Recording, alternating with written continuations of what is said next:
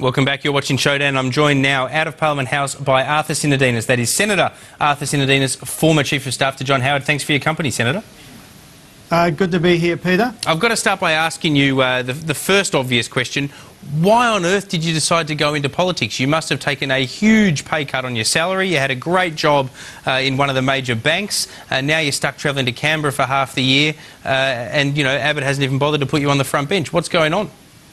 Look, if you want to make a difference, you've got to be inside Parliament. And I thought before I got too long in the tooth, I'd have a go and try and build on the experience I gained working in the public service, working for John Howard all those years, and the experience I gained within the Parliament, and contribute something. I've got a fair bit on with my deregulation task force and being a member of Joe Hockey's ERC, so I'm not exactly champing at the bit to get on the front bench just yet, but I want to make my mark. And like a lot of people who come here, I want to leave this place a better country.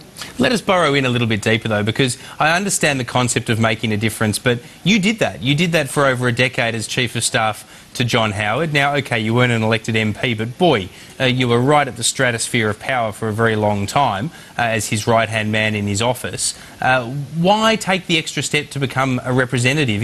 It must be about a ministerial career and the ability to carve out a particular niche in a policy portfolio. Well, look, I'm relentlessly optimistic about the future of the country, and I think there are things we can do on the policy front to really set this place up for the next 20, 30, 40 years, if you like. And the only place you can do it is inside the Parliament. I do have ministerial ambitions. I make no secret of that. But like everybody else, I've got to serve my apprenticeship as a front person as opposed to being a backroom person, and speaking with my own voice and promoting my own values and character rather than someone else's. And that's what I'm here to do. All right, and we're going to get on to economics because that's what I promised you this interview would be about. But one last question on this. Ministerial ambitions, fair enough, someone of your talent. Do you believe that is where John Howard, what am I saying? Do you believe that is where Tony Abbott will go in government if he's successful? There's a lot of speculation that he'll make major changes after people like yourself have served your apprenticeship in opposition. Would you expect, or at least hope, to go straight into the ministry in government? You never have too many expectations, but I'm keen to make my contribution now, and I hope that contributes to my advancement in the future. All right, and I will leave it there. And one comment by me, I'm willing to bet, though, that if he offers you a Parliament position, you wouldn't make the mistake that Petro Georgiou made when John Howard was Prime Minister and did the same. But no need for you to try to answer that, Senator. Let's move straight into the economic sphere. Now, dark clouds on the horizon in Europe. I was just talking to the Assistant Treasurer, David Bradbury, about it. How significant do you think they are? He tried to say that the current economic climate is nowhere near as bad as in 2008. How significant do you think it is? And more importantly, how significant can it potentially be on the Australian economy and the projections within that? Look, without being alarmist, Peter, we have to take into account that if, for example, the Greeks don't do the right thing in their elections and elect a government that wants to repudiate Europe or repudiate its debts, then we do face a very difficult situation because of the exposure of many European banks to the Greek economy and the potential knock-on effects to Spain and other economies in Europe. We shouldn't underestimate the capacity of that situation to impact on capital markets, the cost of borrowing in those markets, which flows directly to our banks here in Australia as well. It will have an impact if there were to be a major further financial conflagration in Europe. So it's not a matter of panic stations, but we have to, as a country, recognise that we have to be ready for scenario A and scenario B. Scenario A may be muddling through, scenario B may be a more drastic situation in Europe. And we have to recognise that while we're principally part of the Asia region and that China's growth is very important to us, what happens in Europe will matter, particularly in financial markets. And if scenario B does happen, isn't it a bit silly of both sides of politics, it has to be said, to be sticking to this surplus promise which, you know, at the end of the day, if the global economic environment changes and if the numbers in the projections change with it, promising a surplus is something that, frankly, neither side is going to be able to deliver because you're going to need to go into deficit to deal with the economic situation that we're in, surely. What I found interesting, Peter, was at the press club when the Treasurer was asked about what he would do if he wasn't achieving a surplus. He talked about taking specific offsetting action to do that. Now, in a situation where your budget starts to deteriorate because the economic outlook is deteriorating, if you take discretionary action to tighten the budget, you're deliberately putting the economy even further into the red, and that could be potentially quite dangerous in the economy where the non-mining parts in particular have not been very robust. So I think, we're not the government at the moment. The government is the government. They have a responsibility to keep a very close eye on this and not take any action which would further harm particularly the non-mining parts of the economy. It is important over the medium term that we achieve a surplus, because having that firepower is important, as we saw during the GFC, in helping to insulate your economy against external shocks. So getting back to surplus quickly is always important, but it's got to be done in a way, and in a quality way, which doesn't make you even more vulnerable to economic setbacks abroad. And when you say over the medium term, that doesn't necessarily mean in the next financial year. It means in the next, couple of financial years as a task to get back into structural surplus, doesn't it? Look, the government made a commitment to get into surplus over the next year or so. They feel politically they have to deliver on that now, because they're concerned that their record to date has been to miss their budget targets every year, and so they feel they've got to try and get that 1.5 billion. But what I'm saying is that if they are then taking discretionary fiscal action to achieve that, they may put the economy into further trouble, and that's something we will all be monitoring. Can I ask you, what are some there must be policy areas during the time that you worked as Chief of Staff to John Howard that you were interested in pursuing but for one reason or another weren't able to in that particular government? Are there passionate policy positions that you would like to champion, at least as one individual, within an Abbott government if you get into power, and what are they? Well, look, I've got several interests in that regard. I think we've got to entrench a global mindset within the Australian community, and that does go to cultural issues, including our capacity to acquire language. I spoke about that in my maiden speech.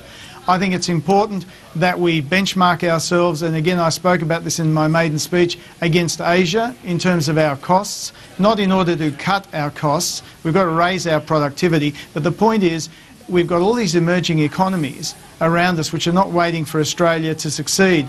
They're taking advantage of growth to get going, and we can't afford to sit still. I also believe, in terms of the role of women in the workforce, that we haven't quite cracked the issues around the disadvantages that women face coming in and out of the workforce because of child rearing and other responsibilities, and we still don't quite have a way of compensating them for that in terms of making sure they make up for it in promotion opportunities, superannuation and the like. I think we need a more comprehensive approach to all of that, and that's an area I'd like to pursue as part of a broader participation agenda, particularly as our population continues to age. But you must have some ideas on how to do that. I realise that we're not talking about coalition policy specifically here, but your ideas that you would like to champion within the party. What sort of ways can you see dealing with female participation in the workforce?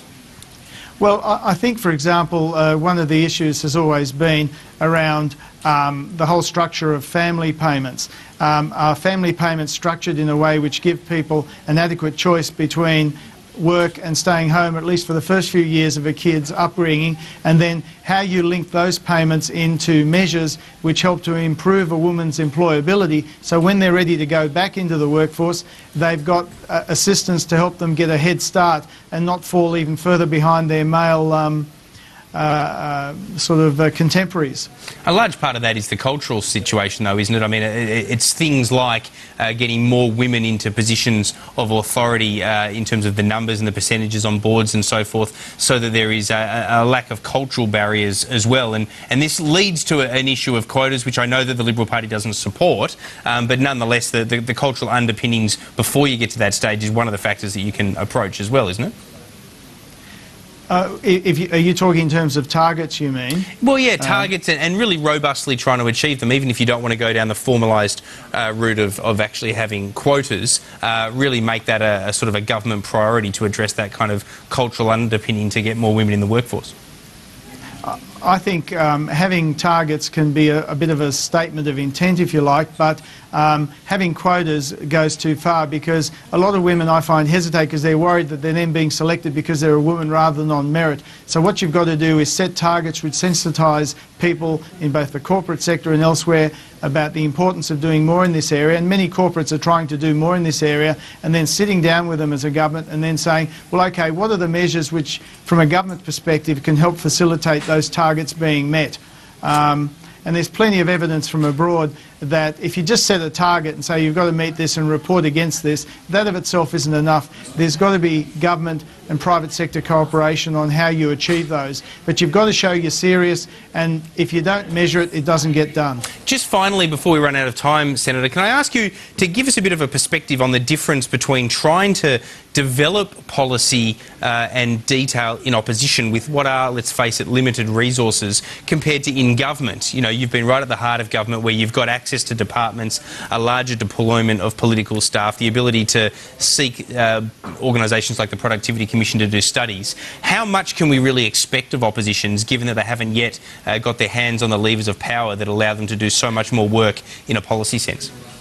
Peter, you're right that you can't do perhaps as comprehensive a job as a government can do in presenting policy, but in opposition, particularly if you've been there for a while, you get pretty hungry, and so you get pretty focused on the bottom line, and that means that when you're looking at putting out a policy, you're pretty ruthless about what is the message we're trying to send, why are we doing this particular policy, who is it particularly meant to affect, and when it comes to costing it, taking a rigorous and pared down approach rather than trying to be too fancy and having all the bells and whistles.